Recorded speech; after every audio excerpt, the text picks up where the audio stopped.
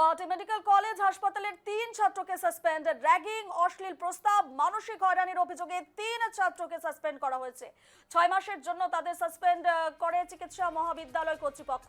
ভুক্তভোগী ছাত্রী চিকিৎসা মহাবিদ্যালয় কর্তৃপক্ষকে লিখিত অভিযোগ দিয়েছিলেন। আপনাদের জানিয়ে রাখি, গুয়াহাটি মেডিকেল কলেজ হাসপাতালের 3 ছাত্রকে সাসপেন্ড করা হয়েছে এবং তাদের বিরুদ্ধে একাধিক অভিযোগ রয়েছে। র্যাগিং, অশ্লীল প্রস্তাব, মানসিক হয়রানির অভিযোগে এই 3 ছাত্রকে সাসপেন্ড করা হয়েছে। 6 মাসের জন্য তাদের সাসপেন্ড করে মেডিকেল কলেজ কর্তৃপক্ষ।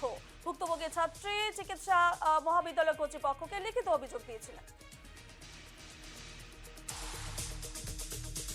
ছাত্ৰাবাসত গৈ আমাৰ যিটো এণ্টি ৰেগিং টাস্ক ফ'ৰ্চ আছে, অনুসন্ধান কৰি তেওঁলোকৰ যিখিনি গিল্টি পালে তেওঁলোকক আমি 6 মাহৰ কাৰণে এজনক আৰু 3 মাহৰ কাৰণে এজনক বহিষ্কাৰ কৰিলোঁ। আৰু এজন ল'ৰা আছিলে, সেইটো 4 নম্বৰ ছাত্ৰাবাসৰে, তেওঁ চূড়ান্ত বৰ্ষৰ ছাত্ৰ। যোৱা বছৰো আমাক এটা অভিযোগ দিছিলে। সেই অভিযোগৰ ভিত্তিত আমি পুলিচত ৰেজিষ্টাৰ কৰাইছিলোঁ। ৰিটেন সকিয়নি দিয়া হৈছে। তাৰপিছত তেওঁ এপলজি খুজিছে, এপলজি আমাক খুজিছে, ছোৱালীজনীক এপলজি খুজিছে।